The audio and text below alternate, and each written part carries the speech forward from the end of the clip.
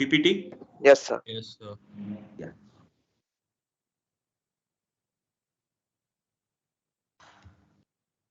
Right. So again, I think this topic is kind of repeating, but we will try to see something new. I hope something new which you have not known or which you don't know about will be learnt in this session also. Almost all topics are actually kind of repeating. Okay. Copy constructors.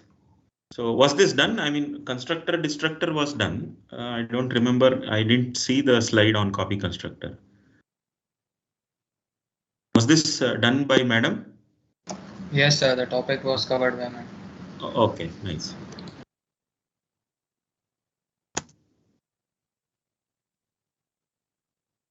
Right. So then what is a copy constructor? So by definition, so as the name says constructor, so this is also a function. So I mean, this is also a constructor, a function which it tries to construct an object. Okay.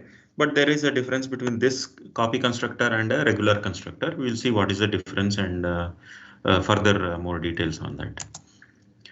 So it's a member function which initializes an object using another object of the same class. So as the name says copy, that means you're trying to create one object using another object with the same values. Kind of clone, you can use the word clone. So you have an object already and you are creating another object which is a copy of the original. So that's the reason it's called copy constructor. Clone or copy. So it's a function with the same name as of the class with no return type. So that is the syntax or the definition. And when is this copy constructor invoked? Again, you know, these things, constructor, destructor, and copy constructor, and such things are invoked automatically, right?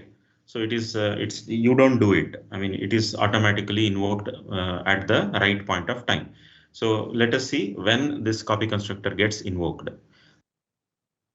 So whenever, so you can expect in general, whenever there is a copy or a replica or a what do you call clone being made of an object, then in all such cases you can expect that copy constructor to be active or to be called.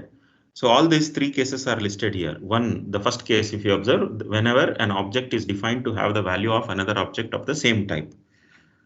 So you just say this is equal to this or a equal to b, and if a is getting created and the values will be copied from b. So whenever you create one object, whenever you are defining an object with the value of another object of the same type. Then second, so it's just a copy, right? The second point says an object is passed by value into a function. So when you pass by value, so you're actually copying, right? Remember what do you mean by, or what is the definition of pass by value? So whatever value you sent from the called program or from the main program, those values are getting copied at the subroutines side. So therefore again a copy is being made or a replica is created. So therefore copy constructor will be involved or will be invoked. Similarly, the last point says whenever you return a value. So again, it's a replica. You will be copying the value from one function to the other. So therefore copy constructor gets invoked. So how do you declare and how do you define the copy constructor is the next slide. So a copy constructor always has a single parameter, the original object. So must be the same type as the object being copied, obviously. So always passed by reference, cannot pass the argument by value to a copy constructor. Why we cannot pass the argument by value to a copy constructor?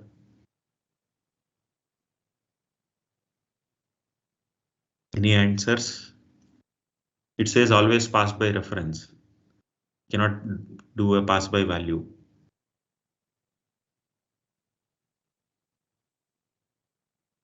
It becomes Sir, yeah. yes, sir, it's a call to copy constructor again. So it goes keep on calling the same. I mean, there is no meaning with it, right? It's an infinite call or a looped call kind of a thing. So therefore we cannot do that way. It's a reference.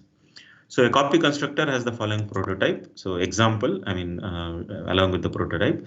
So class name, whatever is the class name you write, and then constant then class name reference, I mean that object's reference. So examples like fraction is a class in this example. So you're sending a reference of reference variable of type fraction. Similarly, timer, you're sending a reference variable of the type timer. Of course, this capital T is missing here.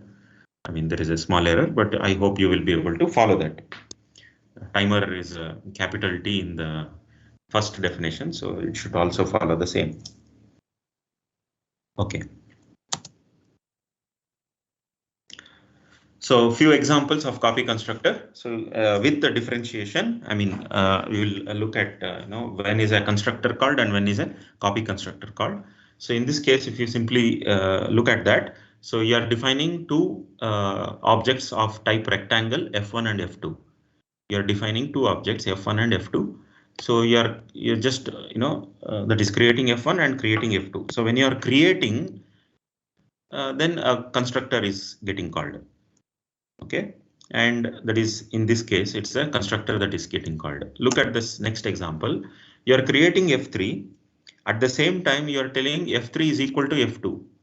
You're creating F3 and at the same time you are equating that to F2. In this case, a copy constructor is called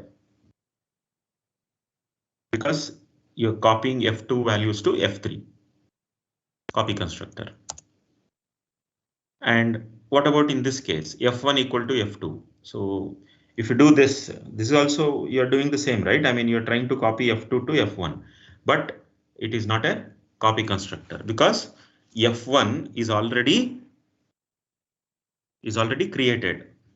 F1 is already defined or F1 is already created. So therefore, it's not getting created there. You're not defining F1 at that point. So F1 is already created. So therefore, when you say F1 equal to F2, then it's not a copy constructor, but an assignment operator that will be called. Clear? The difference, or where to, I mean, how to identify when a copy constructor is called, when a constructor is called, and when an assignment operator is called. Right. Another example. So let us observe this code. So it says class rectangle. So you have some private data for that rectangle, height, width, and x position and y position. Where is the rectangle in Excuse the? me, sir. Yeah. So some people are saying that slides are not visible, especially when they're using the desktop app. It's working in browser on the mobile, but the desktop app it's not visible. Oh. So should I I mean, make this in another way? I mean, this is like how many of Yes. them? I mean, I think majority of people who are using the desktop app are having the same issue because it seems to be the same issue on my end as well. Maybe you could try sharing the screens like in a different way or something that might help. Okay, I'll do that. I'll do that. Thank you, sir.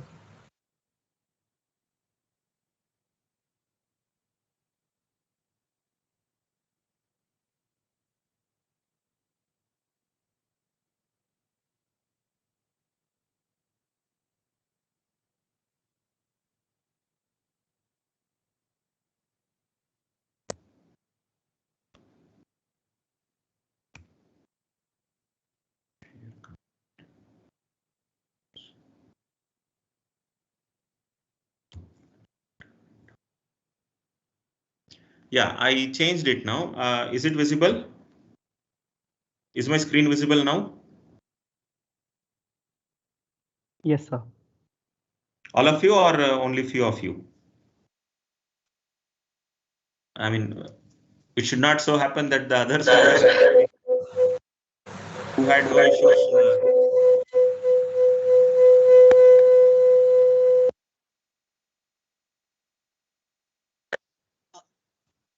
So I think it's visible now. It's coming on the desktop app properly.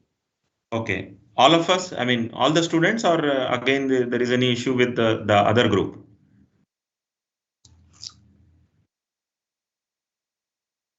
Sir, it's visible. Yeah, so no issues, right? So just look at this example. It says rectangle is the class name and it has a few values private data values, height, width, and positions. And then look at this particular statement: rectangle, constant rectangle reference. So it's a copy constructor. Okay, and then you have some other member functions also, which we are not so much interested in. So look at the copy constructor and even the constructor. That's also not a difficult thing. So you have a rectangle constructor on the top. So look at the way it is declared. Now look at the definition of the copy constructor rectangle. So rectangle, constant rectangle, GC, G underscore RC is just, like given rectangle or something. I mean, some name that I have given. The name itself is G underscore RC, the given rectangle, the original values. So what you're doing, you're copying height equal to the original dot height or the original object dot height. Similarly, width is the original dot width. So you're just copying the values of the original into a new object of the same type. So this is the copy constructor's definition of the rectangle example. Now coming to the main function, just see how it is getting invoked. Rectangle RC2 of RC1. So rectangle 2 of rectangle 1. So observe this way of invoking a copy constructor. Okay, this uses a copy constructor. Then again, so this is another way, rectangle RC3 equal to RC1. Again, this is another way of invoking the copy constructor. So these are the two different ways in which you can invoke copy constructors. Just observe that. Or keep a note or make a note of these ways in which you can call a copy constructor or invoke a copy constructor. One more example on another class named date. So again, there is a copy constructor, declaration and then the definition. So it says month equal to date dot month, day equal to, it's quite simple, year equal to date dot year, the given date and going there. So defining a new object. So you have this object here, EO end of semester. So I'll initialize two local objects from end of semester date. So this is one way. This is another way. So you can even try to relate this with that pass by value and return as value, the two cases that we had initially listed. Then if you initialize a dynamic object, then this is how you're supposed to do. So in this case, that is, we will look into details on the dynamic object. I mean, we will look because it has certain points to observe and certain points to make certain changes. We will just look at that dynamic object creation or initialization of a dynamic object.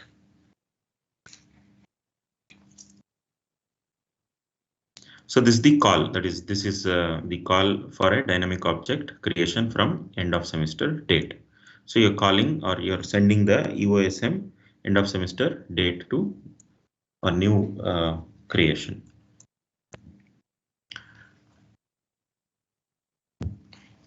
So then this the last case, that is not last case, the second case wherein transferring or sending data, I mean sending the objects as parameters or copying the whenever there is a function call. So that is the case. So you are calling date difference is the function, date difference, date D1 and date D2. So these two will be copied as EOSM and today. So you're calling this function here, date diff end of semester comma today. So these values are mapped or copied to D1 and D2. Passing value by object. So here also copy constructor gets invoked.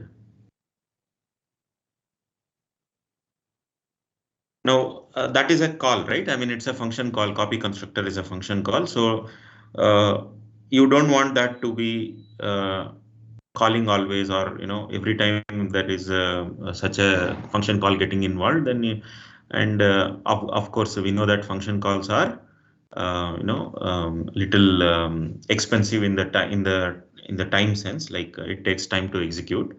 So if you don't want to have the copy constructor all the time, then we can try to avoid the calls. So this is how we can do that.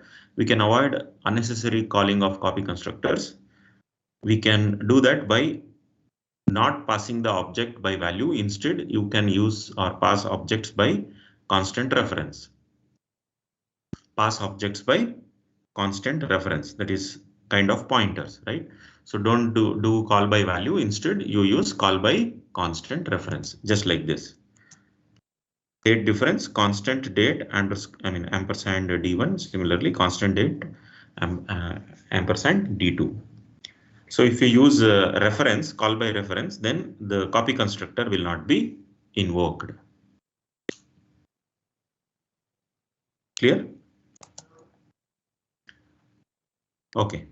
So defining copy constructors is very important. So what is the reason? I think you also know that. We will just discuss again. So in the absence of a copy constructor, C++ compiler builds a default copy constructor for each class, which will do a member-wise copy between objects. Member-wise, you can say, bit-wise also you can say. It is just a mirror image. Tries to create a mirror image. If you don't try, or if you don't write your own copy constructor, then as usual, compiler will provide one, which will just try to make a member-wise or a bit-wise kind of a image of the original object. So default copy constructor has no problem for built-in data types. Built-in data types, even if it's a mirror image or a bitwise image or a member-wise image, whatever you call, whatever the way you copy, there is no issues. But there are issues when object contains pointers, pointer data members. So any reason why? Anyone can tell me why? Because it's already discussed.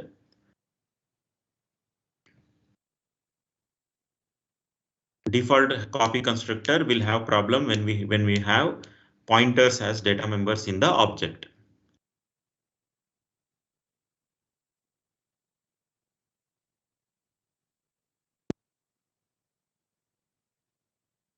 Okay, so this is the example which we'll try to show, or give more details on why that is having issues. Observe here, this particular date class has a pointer char star. Char rep is the name of the data type. Char star is the type. Char star date is the class name. So this class has a pointer now. Now let us assume date today. You are declaring, you are creating a date today. Today is getting created here. Char rep is having, there is a, what do you call, this value char rep data, and that is pointing to a particular character representation, 9/20/1999. So this is the character representation. Next, in the next statement, observe what is happening. Date today 2 of today. So you're copying today to today 2. You're copying this value to today 2. So what is happening again? Today 2 getting created. All the values that is 1999, and then character representation will also point to the same this thing, because it's a mirror image. So it's a bitwise copy. So everything gets copied. M is also 9, D is also 20, Y is also 1999. Character rep is also an address. Let us assume the address is say 1234H, and then the same address is is written here 1234H, and therefore both of them will point to the same location. That is what is shown in the diagram, right? This is the meaning of bitwise copying, or one-to-one or mirror kind of a copying, or member-wise copying. But this is not what we wanted, right? We wanted to have a different address or a different location, and then there also again you might have the same to 920/1999, but that is not happened. So why that is not happened? Because default copy constructor does a shallow copy. So that's the meaning. So the problem with the compiler supplied copy constructor is that it does a shallow copy. So when there is a pointer to dynamic data, a shallow copy is not sufficient. So we saw that there was a pointer in our object, and therefore it is not sufficient. Shallow copy is not sufficient. So the point that we observed was in the last example, both of the objects point to the same block of memory. Thus a change to one date will affect the other. And another issue is that if one of the object tries to free that memory, then this will lead to problems. We saw that in the previous class, dangling pointer and leakage of memory and all that. So all those issues will be coming up if you don't if you don't have a constructor of your own or copy constructor of your own for built-in, user-defined data type, or particularly the pointer type data types. Okay, so look at this example. The same thing which when with much more detailed description. Look at this example.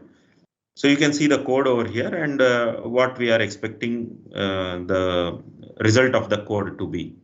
So this is some free store memory, and if you look at here, int star in my int ptr, and my int ptr equal to new int of 4. So there is an array of 4 integers which is getting created, and my int ptr points to that. This block is in heap. So that is what is shown here. Next, you are declaring, you are declaring another pointer, int star my int ptr 2. So second pointer, and then what you're doing is you are simply copying this second pointer equal to my int ptr. So what we expect was probably something like this. This is what it's supposed to do. What we expect was something of this, result in the free store or the heap. But what happens is this one, right? What we get is actually you don't have another allocation in the free store. Instead, it will simply point to the same location.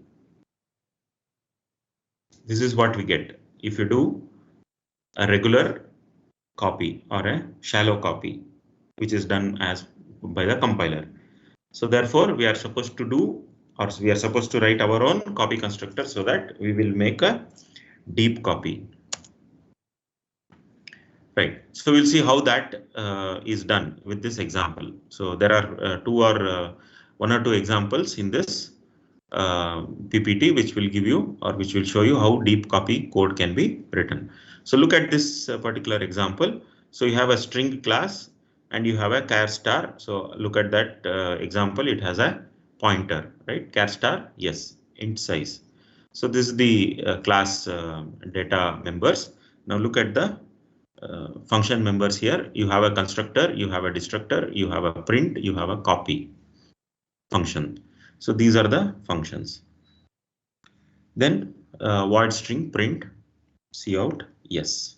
So you're trying to print. So this is a very simple print function. Now look at this code string, that is continuation. String copy means what copy will do is str. It will call an internal function strcpy, which is string copy s comma c. So it will simply copy one to the other, and we will look at the main. So in the main, we are calling. We are using declaring a string of string one of type string, and the contents of that string one is Manipal. Then you are declaring another string which is called string 2 and is equal to string 1. Observe that string 2 equal to string 1. Default copy constructor is getting called. Why? Because in the previous this thing we didn't use any, or we didn't declare our own copy constructor. So therefore it will go with the default copy constructor. Now tell me what is getting printed here. str1.print, str2.print. What gets printed here? What's the result of these two statements? Quickly. str1.print, str2.print.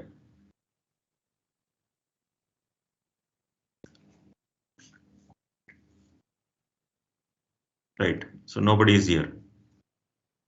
Okay.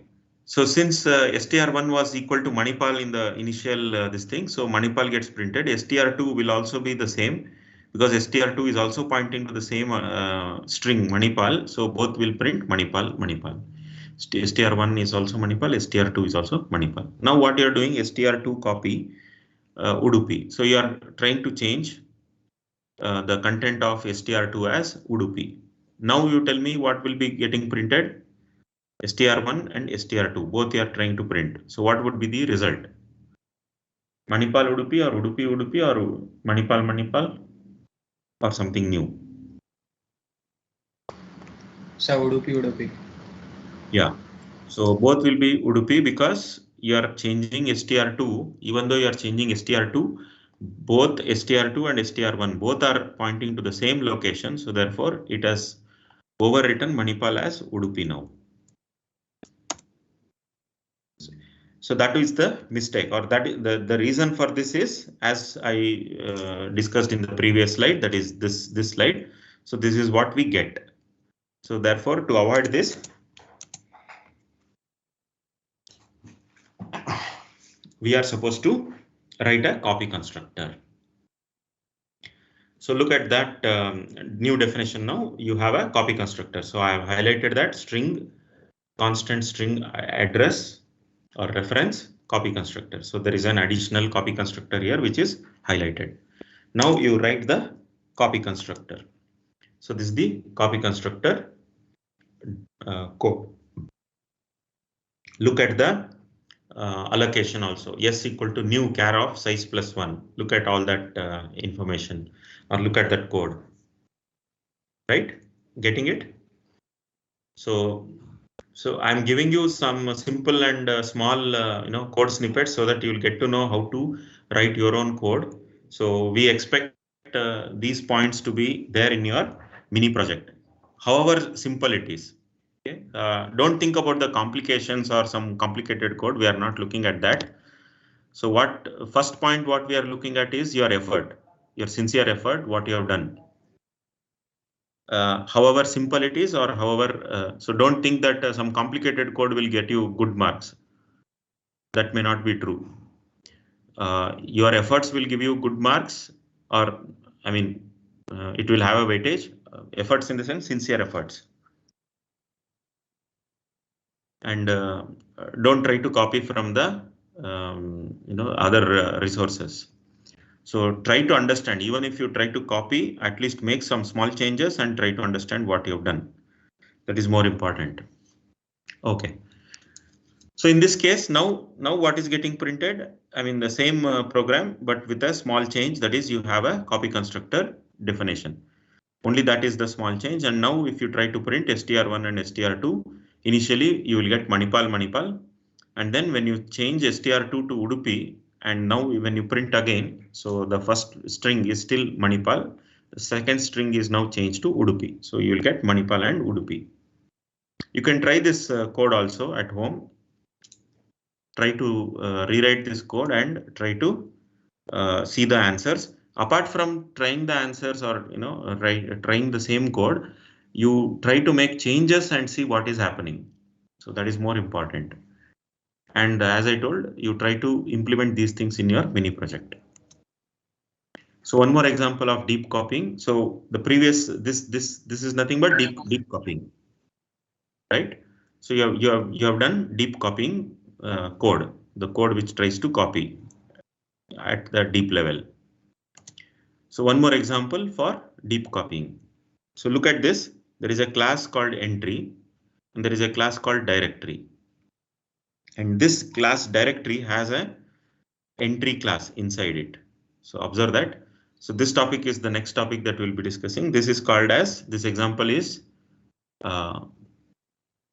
class inside a class, a different class inside a class. Okay. Or object composition, another name, object composition.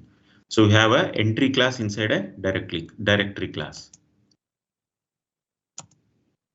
So now we are trying to write the deep copying code for directory copy constructor. So max size equal to d.max, current size is equal to d.current size, because this directory has the max size and current size. Then entry list equal to new entry of d.max size. So you create a entry list of the type entry. Then individual entries, you will go through the for loop and copy that into your new file or new list. Observe the code. Observe the code. So what we have done is you have created a new entry and you have copied all those entries one by one into the new entry list from the old entry list in this for loop. So we have just written the copy constructor. That's all. In this second example, deep copying example, we have just written a copy constructor. That's all.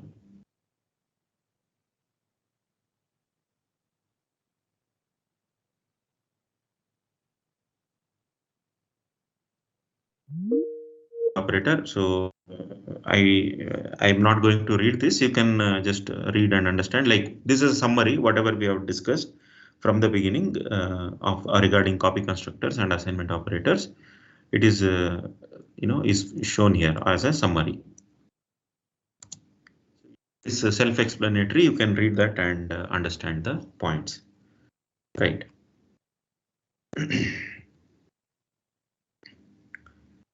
We will take the next topic.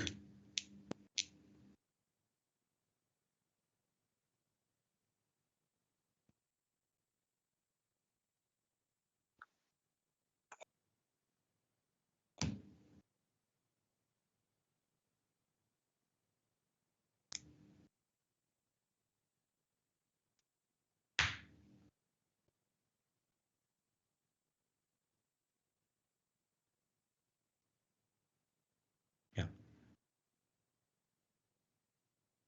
So I hope my slide is visible. It's this pointer. Is it visible now? Yes, sir. Okay, this pointer. So we'll have more discussions on this also. So this pointer.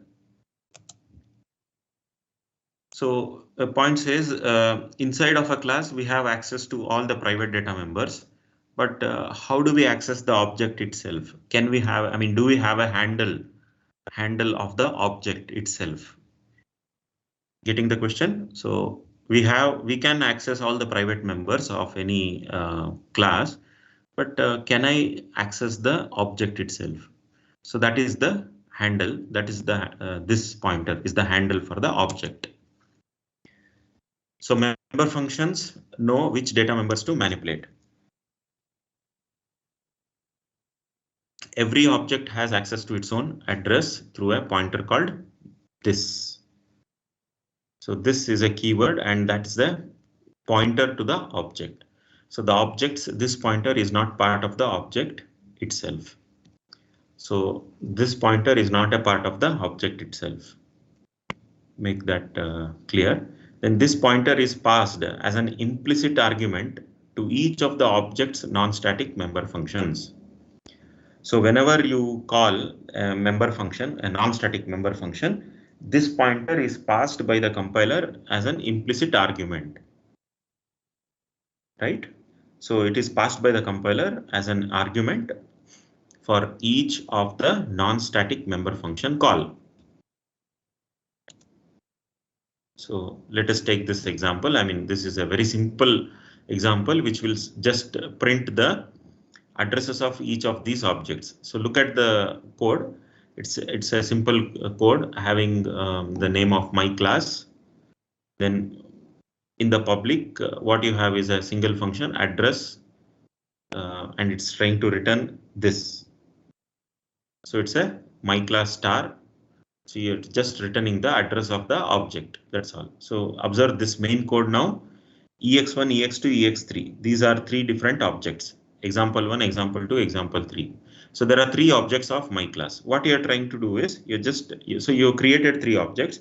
Next, in these three statements, what you're trying to do is just print the address of these three objects. Address of object 1 is ex1.address. Sorry, ex1.address.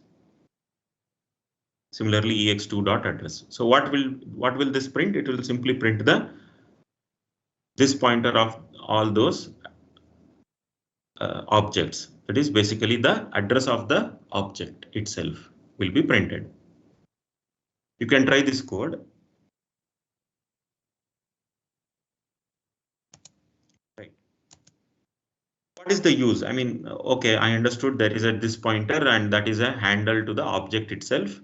And I'll be able to get the handle to the object using this keyword. So this is what we know. I mean, this is what we know till now. Now, what is the use of this pointer? So that is what we'll be discussing further. So the type of this pointer depends upon the type of the object, because obviously it's a pointer to the object. So therefore type depends on the type of the object and whether the member function using this is constant.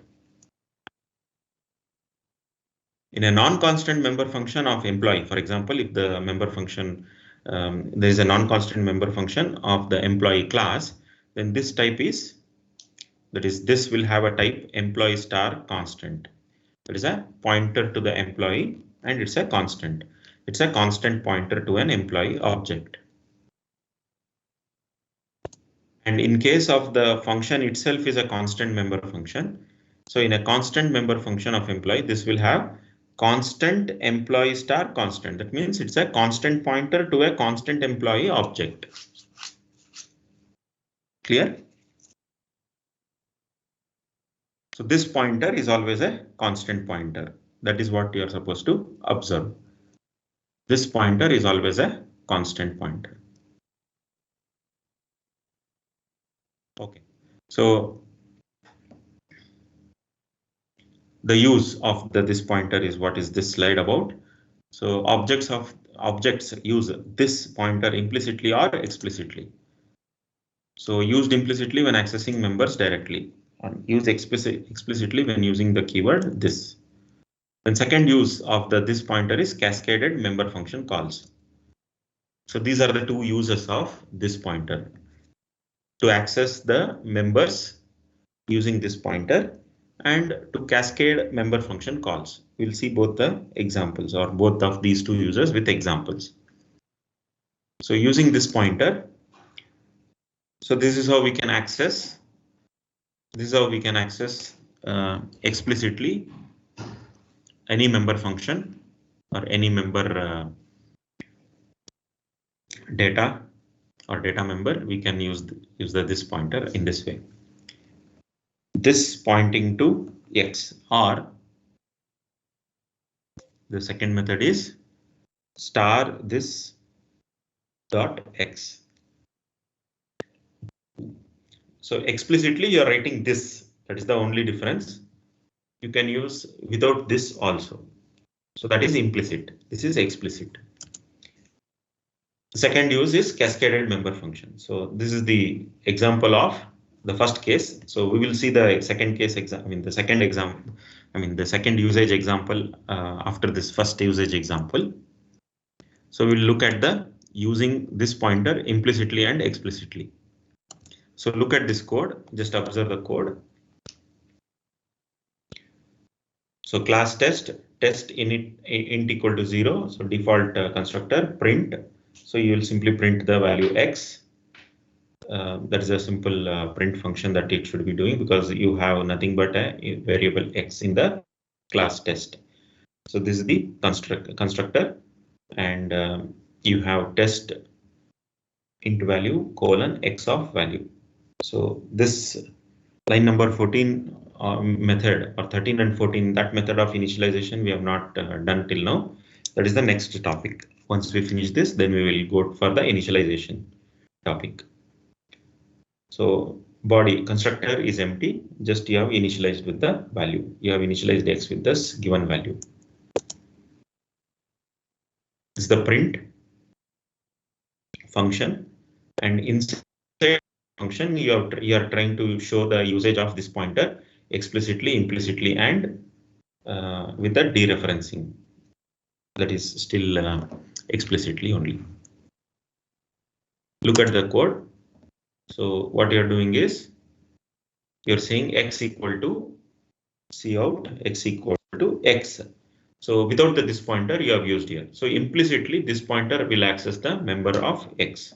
or the member function, I mean member variable X in this case. Implicitly. Look at this code, line number 32. So it shows you are using this pointer explicitly.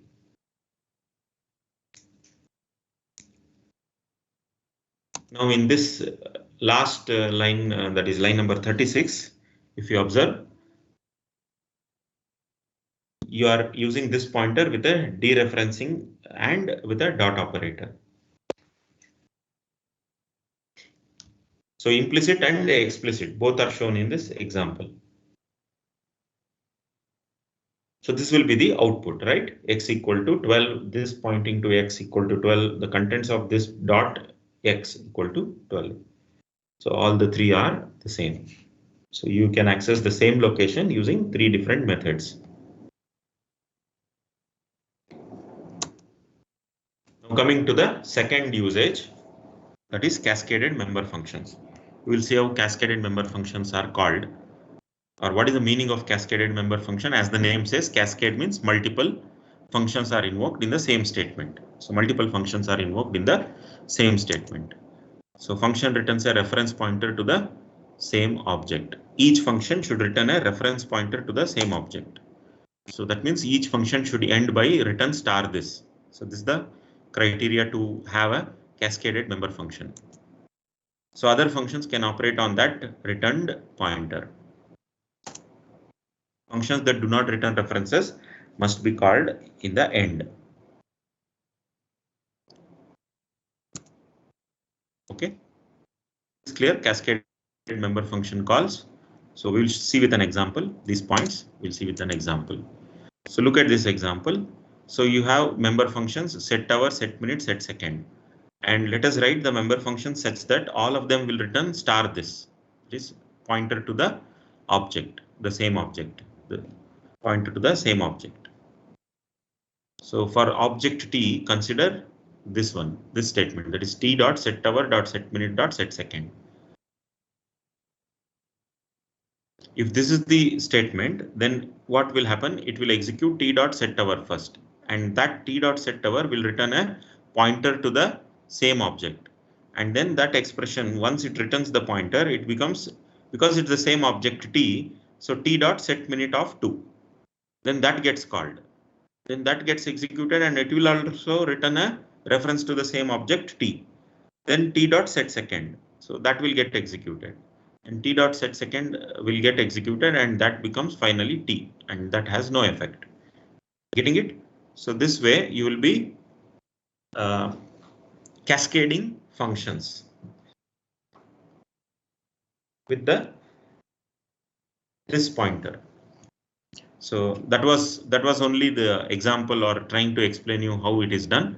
So with this this example gives you the complete code, cascaded member functions. So look at the class time definition, class time. So it has int, minute, second, that is 3 integers for hour, minute, second.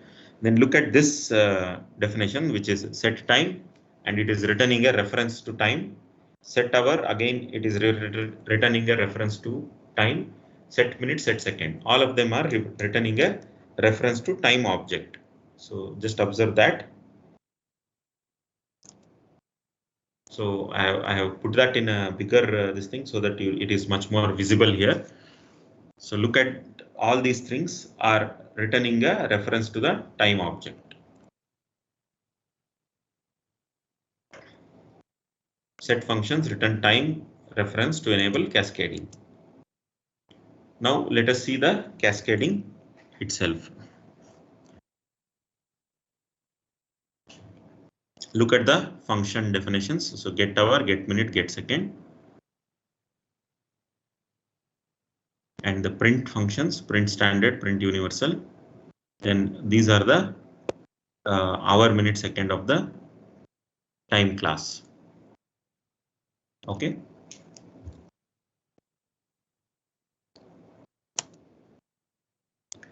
So this was, these are just the declarations. We have still not defined these things. We will define these things in the next slide.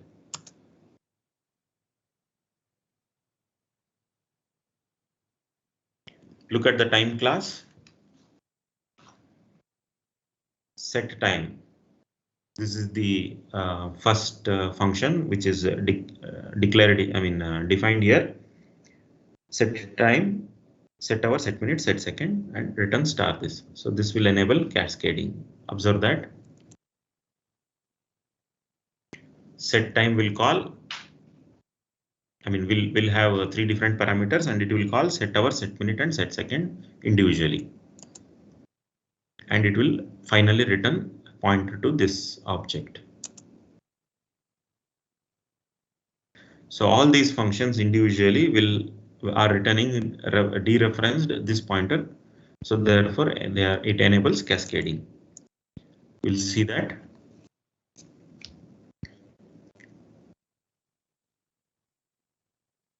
So look at the individual functions here. Set hour, so it is returning this.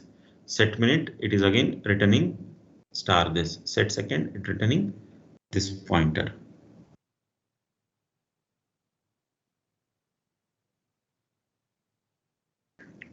So this is the remaining part of the code, which will simply tell you get minute, get second, get hour, all that. Then printing. So you're just printing that in a proper way. Okay. Then in the main function, look at how it is getting called. So I have already also highlighted it here. T dot set hour, set dot set minute dot set second. So you're calling this function. T dot set hour dot set minute dot set second. Alternatively, you can even say T dot set time. 20. I mean, just any random value which we have given. Then again, if you observe dot print standard. Getting it? So this is the use of this pointer for cascading function calls. Try to do such cascaded function calls even in your programs.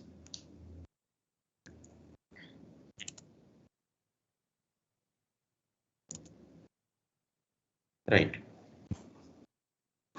Any questions or any doubts?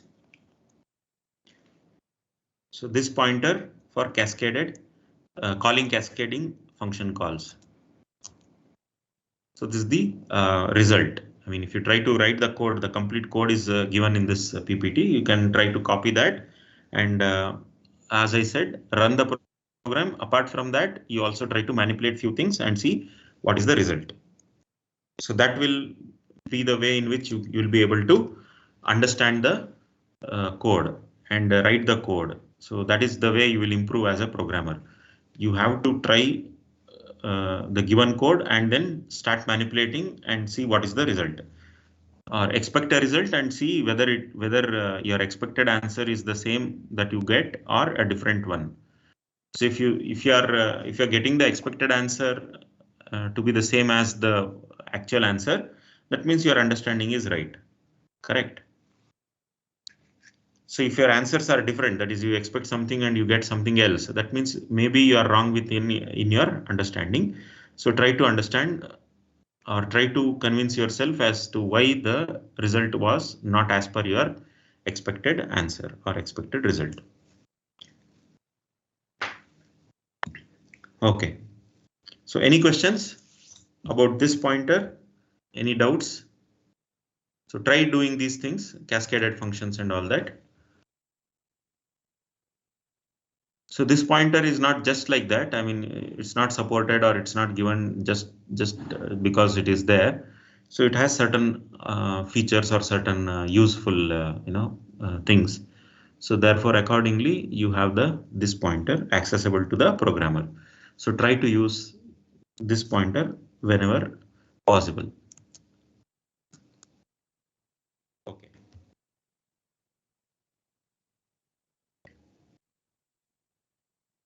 Any questions?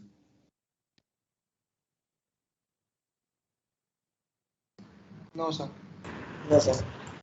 Yeah. Right. So we'll go with the next topic. So are my slides visible now? This is initializer list and object composition. Yes, sir. Yeah. Right. So this is probably new. I mean, the previous two topics were also discussed by Madam. I thought we can add a little more. So I hope something more was also covered, so that something more will be learned by all of you. Right. So this is a new topic, initializer list. It's not covered by the other teacher, and object composition. So there are two topics in this slides. So the subtitle says smart and safe way to initialize values to objects data members.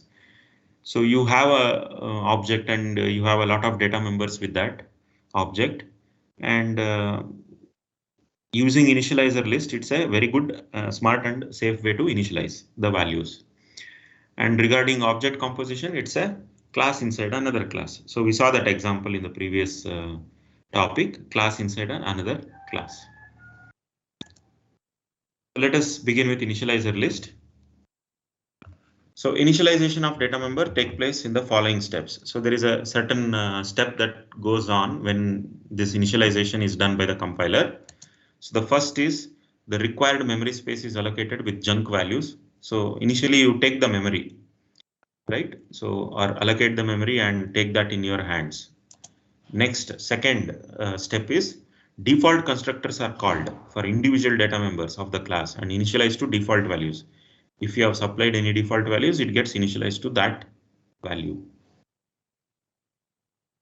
So that is the second step, default constructors are called. The third step is user defined constructors, if any, are called and initialized to the supplied values.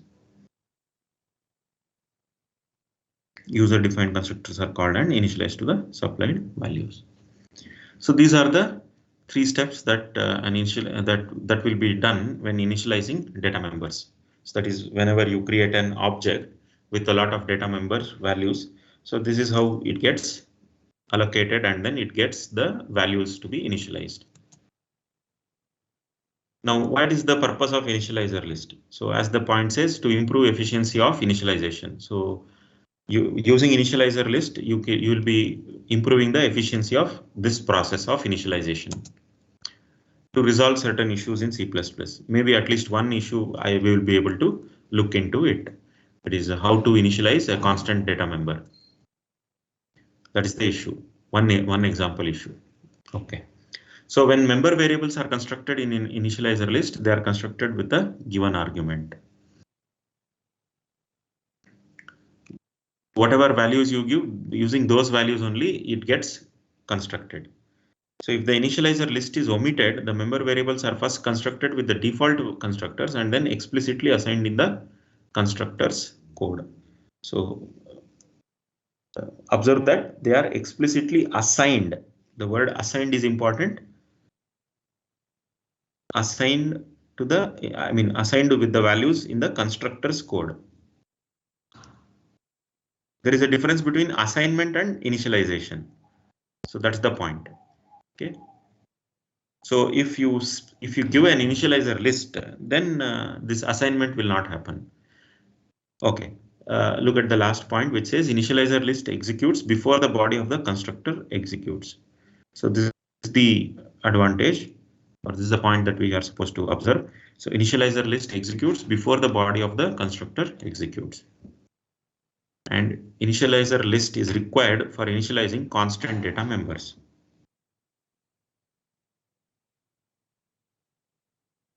So this is what one of the issues that I said. The second point says it resolves certain issues in C++.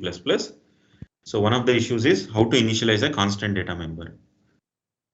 Okay. We'll see that with the example also. Okay, look at this example. You have some class with some values x, y, z are as the data members, and you are initializing each of those values as 0, 0, 0. This is the constructor, right? You have three int variables x, y, z, and you are trying to initialize them to 0. This is one way of initialization, and this is how constructor would look like. Now, can I do the same thing for in another way? So this is one way of doing it. This is the constructor, or that what we have seen till now. So class name some class with integer data members x, y, z. We could initialize these data members in a default constructor like this. Now, same default constructor using an initializer list. Look at this code, how compact and how interesting it is. That's it. So look at this code now. You have empty constructor body. There is nothing inside the constructor body. And look how the same thing is done, in a better way. Some class colon some class, the open bracket and close brackets, then colon x of 0, y of 0, z of 0. Okay, look at this. So x is getting initialized to 0, y is getting initialized to 0, and z is getting initialized to 0. So this is how you can do the same. This is one example of initializer list. Clear? So this is a better way of initialization, and we should also try to follow the same in your code. So in your mini project, whatever you try, and every other program that you try to include the initializer lists. Now another topic, which is base class initialization. Of course, we have not done inheritance, so just keep this in your mind. This is only one slide on the base class initialization. When we do inheritance, you will be able to relate that with this. So if your class is derived from another class, then the initializer list typically follows the call to the base class constructor.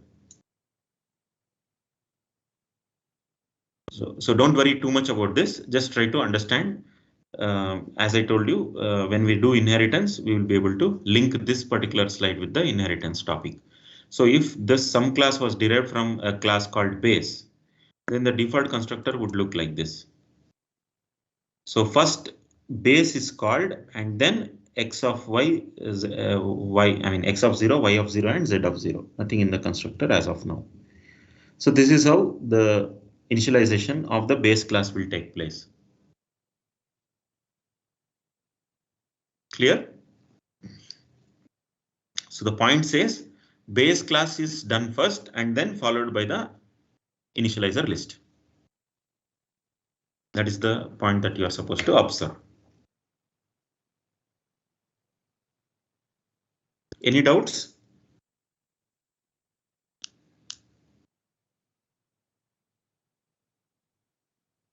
No, sir. Yeah.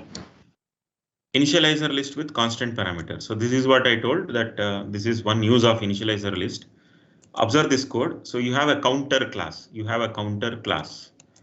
Public. So counter. So usually when I say a counter will have a maximum value, right?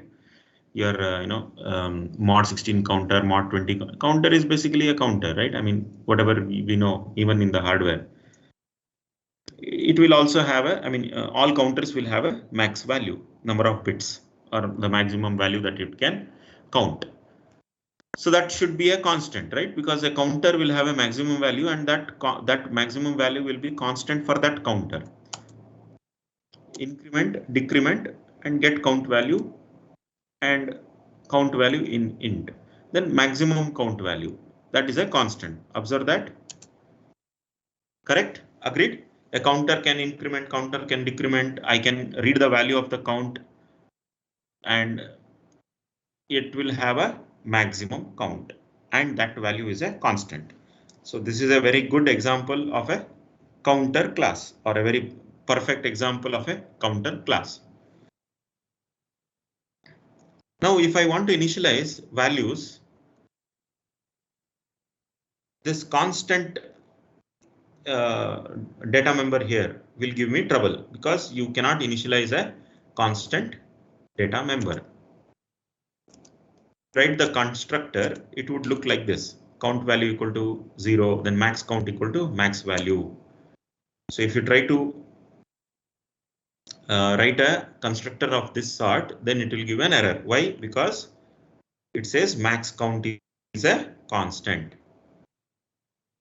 Max count is a constant. See, we have highlighted that. So in this case, we will not be able to initialize the value. So therefore, the only way is initializer list. So how do we solve that? I'll show you the code. So unfortunately, this code is not valid because you are trying to assign a value to a variable marked as constant. So even though we are in the constructor, we still cannot violate the sanctity of constant. We can say that we are just initializing, it's in the constructor. Can we please do it? No, you cannot do that. So that is what it says. So to fix this, we will initialize the value of maximum in the initializer list, so that maximum will be initialized to the value rather than assigned. Okay, that is what I was telling you. Observe the difference between initialized and assigned. Initialized and assigned. So the correct version of the constructor will be looking like this. So counter colon counter int max colon count value 0, because you are starting from 0. Maybe you are resetting the counter, so therefore count value is 0 and max count is max value. So in this way you will be able to initialize the max value. So again there is an empty constructor. So just for initialization this is much better. Agreed? So I have highlighted the initializer list.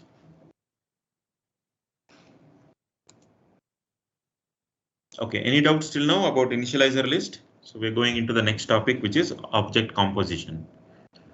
Any doubt on this initializer list? No, sir.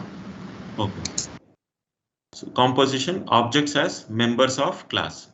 So as the name says, you have a class inside another class, different class. Okay. So class has objects of other class as members. One class has objects of other class or a different class as members. So member objects are constructed in declared order and not in the order of constructor's member initialization list. Member objects are constructed in declared order and not in the order of constructor's member initializer list. Member objects constructed before their enclosing class objects. That is, the member objects are constructed before their host objects. I'll show you with examples. The same point is mentioned here. Constructors are called inside out. That means the member object first gets created and then the outside, the host, gets created. Constructors are called inside out. Means first you create the smallest object and then you create the bigger one, the outside one. And whereas destructors will be outside first, that is you destroy the outside member first or the outside object first and then go inside and then destroy the inner object later. So destructors are called outside in. Constructors are called inside out. So this is the very nice example. Just observe this. There are two classes. One is the class date. It has just 3 variables: day, month, year of int type.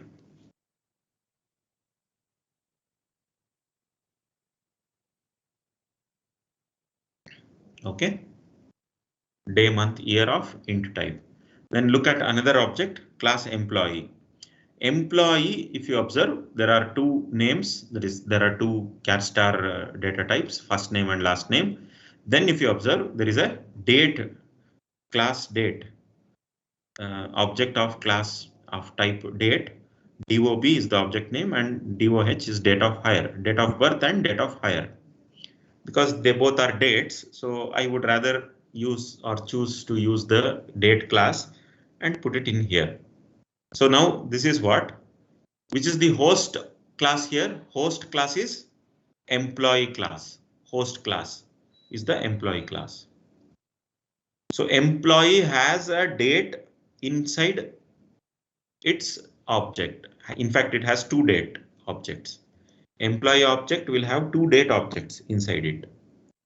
This is an example of object composition. employee object will have two date objects.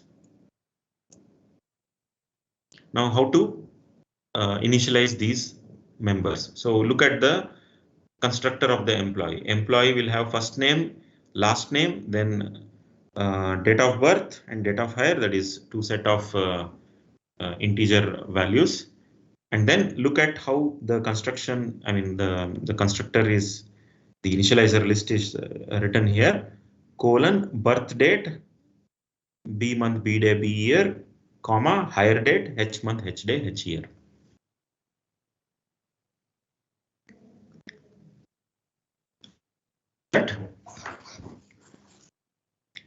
This is objects as member classes, members of class.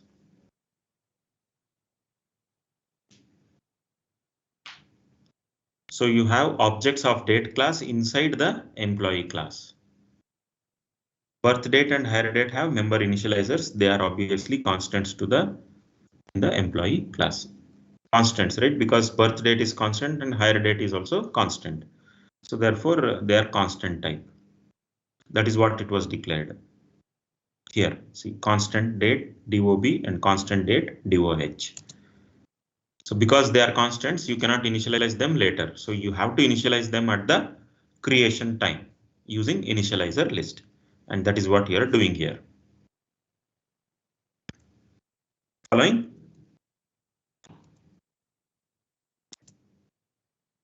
Right. So this particular following slides will give you the complete code of this date class and employee and all that. So anyhow, the assignment or the temporary this thing says write the definition for all these functions. You are supposed to write definitions of all these functions. The definitions are actually in the coming slides.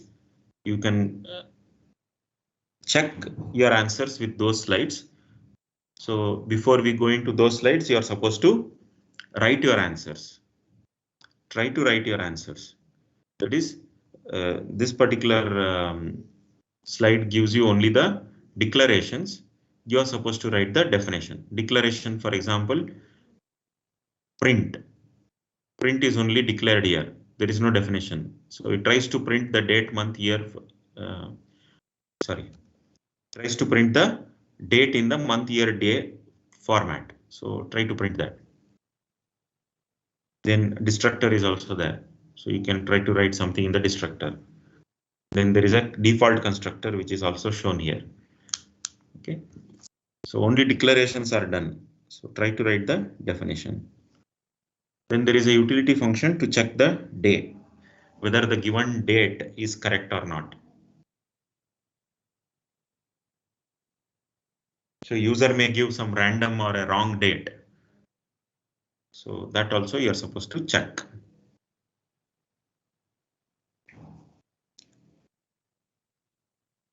So the slide says write the definitions.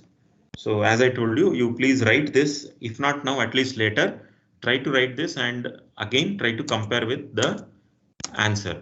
It need not be the same. I mean, your answer may not be the same as my answer, but at least you try to run the code and check whether it works or not. Okay. So member function definitions, as I told you, these are the definitions. So try to write on your own and check whether it is the same or whether it works similarly or whether your code is better than my code. So you can think all that. So I'm just trying to see whether the date is correct. That is, I will just check whether month is given between 1 to 12.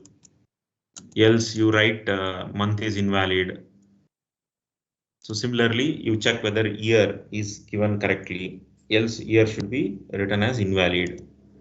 Similarly, day, just check whether the date is given correctly.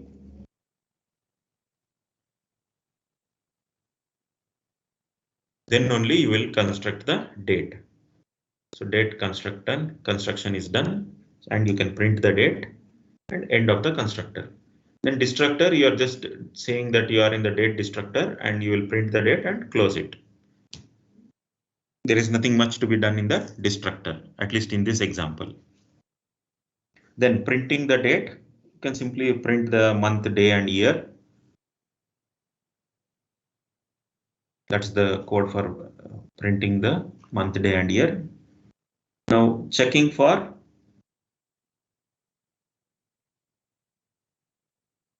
the validity of the day, whether you gave the proper day or not. So you can check that using whether the month is in the right order and whether the day for each of those months are right. So that is what is written here. I mean here, the last line of the right side, this thing 0, 31, 28, 31, 30. So you can observe that they are the maximum values in those months. So 0 is invalid. So January is 31, February 28, that way. Okay, so you have a static constant in days per month. Now, if the days per month is exactly in between that particular range, then it is right. Else, you can check whether if the month is 2. If the month is 2 and if the day is not within the range, then you check whether day is 29 and if it is a leap year or not and all that, and accordingly adjust. Otherwise, you have an invalid date, so it is set to day 1. So this is the way in which you can check for the proper date or validate the data. Next, employee class. So you have all that employee parameters for the employee constructor, then destructor, then the print, then first last name, then date of birth date and hire date. So this is the employee class details. And this is how we are initializing birth date and hire date. And then the remaining things, this is how we are copying the first name to the first name of the, the given first name to the object's first name. So similarly, last name to last name. Then the object is constructed. Then these are the print details, and then this is the destructor details. This is the main function. Employee E, Bill Gates is his name, and this is his date of birth, and this is his date of hire. Then E.print, that is you print the employee data. Then give some invalid dates and see what gets returned, and then finally close the function. Okay, so this is the result of that program. So look at the sequence of objects creation for the constructor. So as we expected, or as we discussed in the initial point of the time, so we said that the smallest object, that is the object which is inside the host object, that gets created first. So therefore, the date object got created first. And there were 2 date objects, so therefore one after the other they get created, and then the employee object constructor is invoked, and then that is getting printed, hire date, birth date, and all that. Then the test date constructor with invalid values. So you try to give some invalid data, and that is also shown here. And date object constructor for 1/1/1994. And then destructor. So again observe that first date is destroyed. So inside out. That is constructor is inside out, destructor is outside in.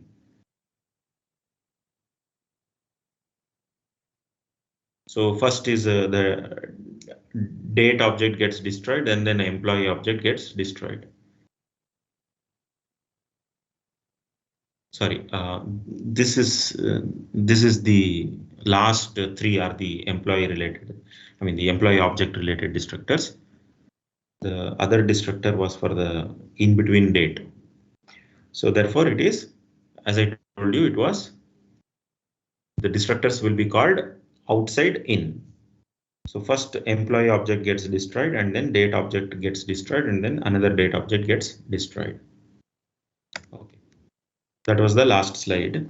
So any questions?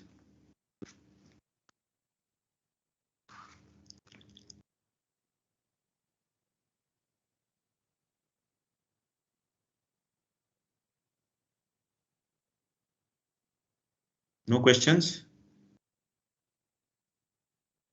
No, sir. No, sir.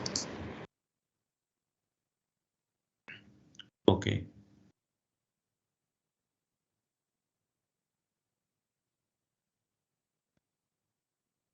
Right. So was this useful? I mean, did you learn something new today? Yes, sir. Yes, sir. Yes, sir. Okay. Yeah, that's nice. So I'm trying to, put something new because right from the day one, that is our what do you call challenge, because I know most of you have learned the C++, in many of your earlier courses, and still you are opting for it. So we don't know what you are expecting, and trying to give whatever is, hoping that it is new to you. That is what is our concern, right? If you have learned something new, then that is fine. Good. So then we will stop it here then. Thank you, sir. So what was new? Initializer list was new. Yes, sir. Yeah. Initialization list was completely new. Okay, then apart from that, So cascading of functions was also. cascading of functions. Yes. Right. Okay. And even I think even the last point, that is object composition and how they get called. That is the construction and destruction of objects, Yes, sir. composite objects. Yeah. That is what I feel is something new. I mean, probably which you have not learned. Point is, you might have learned everything in in a very introductory level.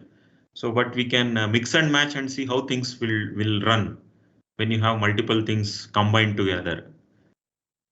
So that is probably which will be missing. So that is what we are trying to give. But at the same time, there are some students who have no idea about it. So we are trying to cater to everyone. Okay, right. So we'll continue in the next class. Right. Thank you, sir. Thank you. Yeah, thank you. Thank you, sir. Yeah. Thank you. Yeah. Thank you, sir.